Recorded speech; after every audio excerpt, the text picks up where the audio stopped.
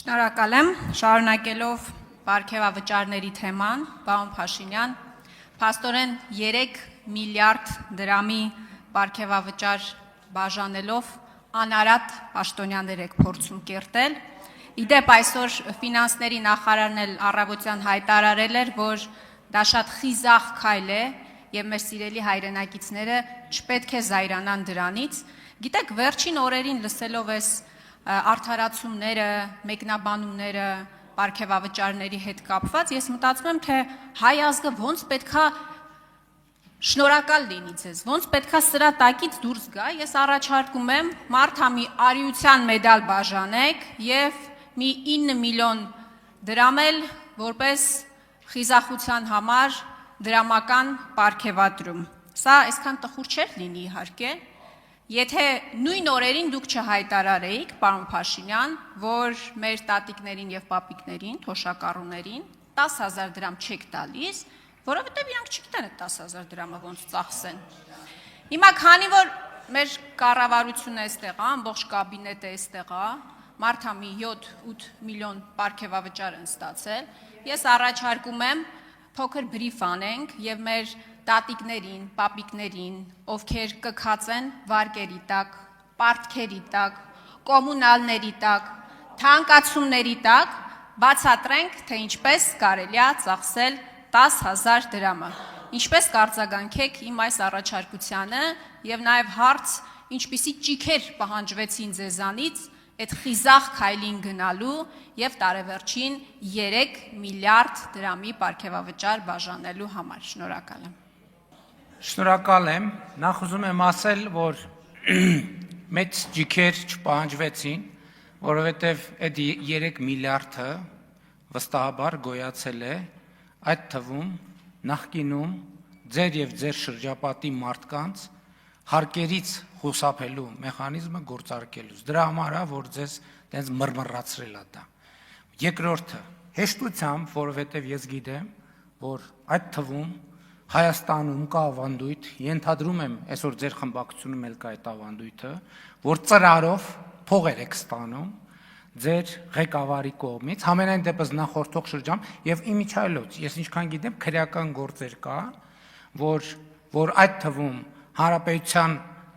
ղեկավարած անձի ընտանիքի անդամը,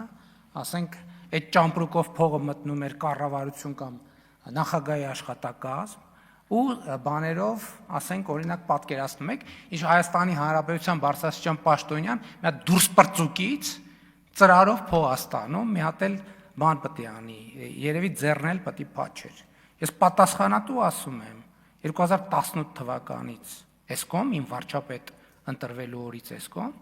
Հայաստանի Հանրապետության կառավարությունում այդպիսի բան չի եղել եւ չի լինելու։ Եվ ես կարծում եմ, որ այո, այսօրվա կառավարությունը եւ խորհրդարանական մեծամասնությունը իր արձանագրած տնտեսական եւ բյուջետային արդյունքներով պետականությունը ամրացնելու իր ռազմավարությունը պետքա շարունակի։ Եվ այո, մեր պաշտոնյան չպետք է ենթակա լինի որևէ կողմնակի, բայց սովորել եք, հա, որ օլիգարխները դռները քացով տալով մտնեն պաշտոնյաների դուր, ոտերները կջարդենք։ Հələ թող մեկը պատշաճ հարգանքով չմոտենալ յուրաքանչյուր պետական օրգանի եւ պետական ինստիտուտի, ոտերները կջարդենք։ Երկրորդը թոշակառու տատիկների եւ պապիկների մասին։ 2018 թվականից մինչեւ օրս թոշակները բարձրացել են մի քանի անգամ տարբեր որոշումներով, նվազագույն կենսաթոշակը կրկնապատկվել է։ Այստեղ բարդությունը ես ուզում եմ մենք բարձ հասկանանք ինչի մեջ է,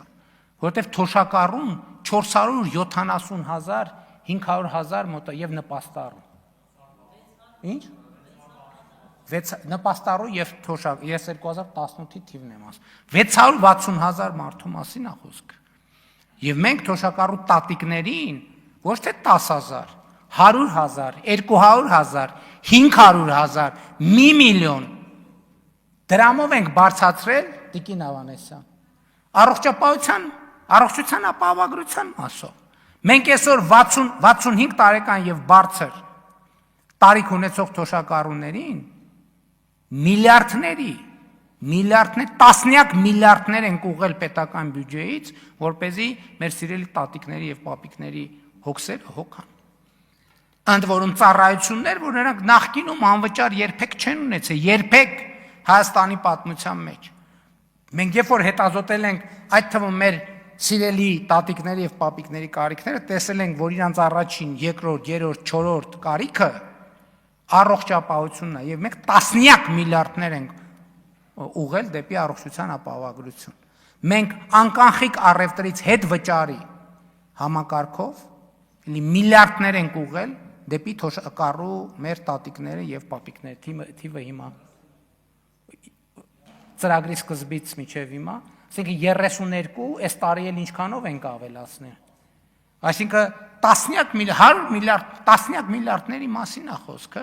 եւ երկրորդը, այո, պետական պաշտոնյան, որովհետեւ ինչ ալնում, այստեղ դուք էլ հարց եք տալիս, այստեղ էս խնդիրը կա, ոնց եք լուծելու, այստեղ են խնդիրը, պետական պաշտոնյան պետք է լինի գերկենտրոնացած իր աշխատանքի վրա եւ զերծ որևէ կողմնակի ազդեցությունից,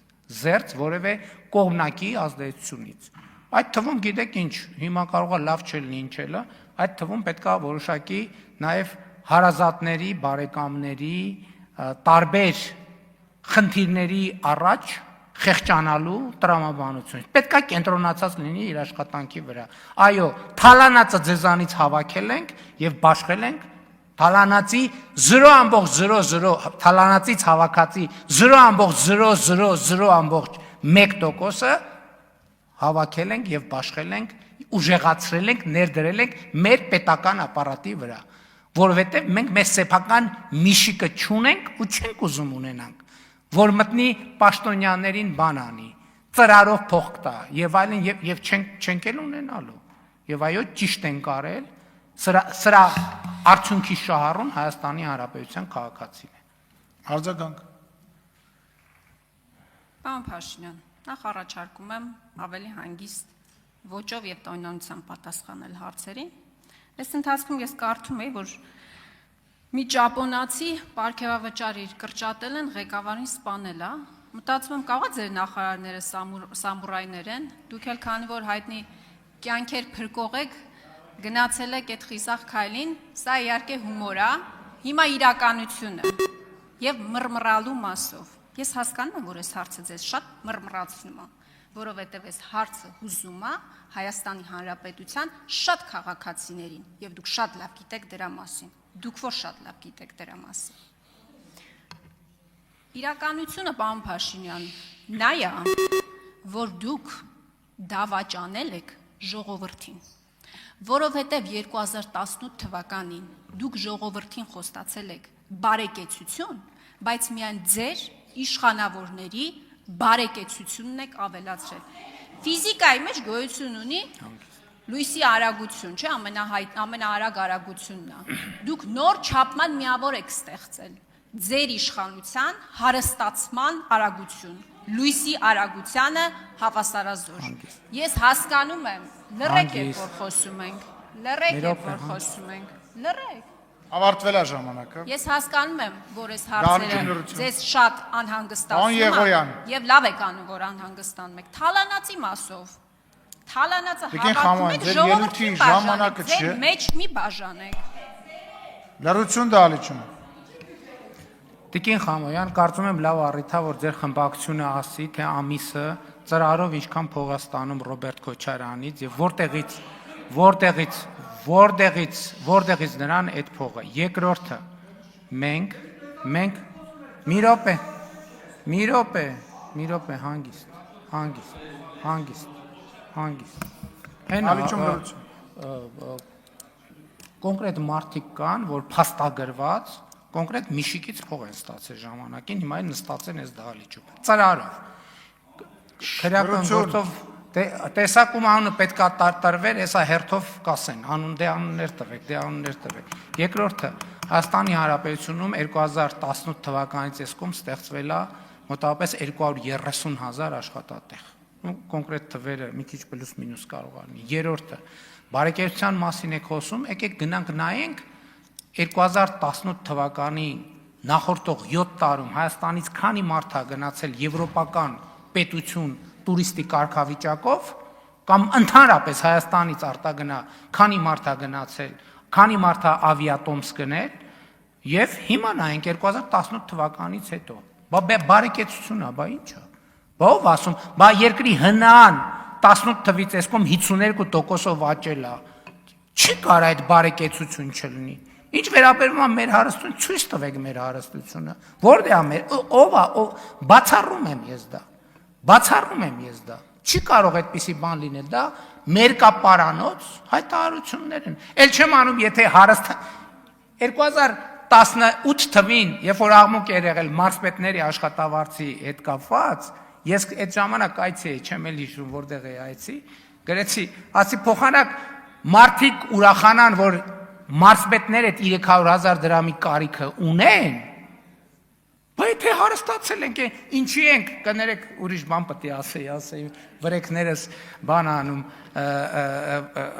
վրեքներս խոսակցություն բերում, եթե հարստացել ենք, ինչի ենք անում,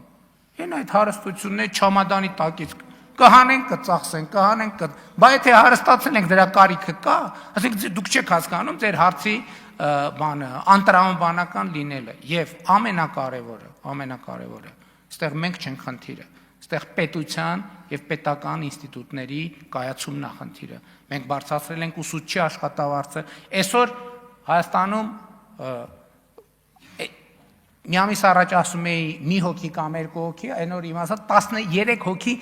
ուսուցիչ 700,000 դրամ եւ ավելի բարձր աշխատավարձ ստացող կա։ Մենք զինվորականի աշխատավարձն ենք բարձրացրել ուսուցչինը, բժշկինը, դատավորինը, դատախազինը, քննիչինը, թոշակներն ենք բարձրացրել, սոցվճարներն ենք բարձրացրել, բարեկեցության մակարդակն ենք, մենք բենզինի գներն ենք իջացրել, բայց փող չի։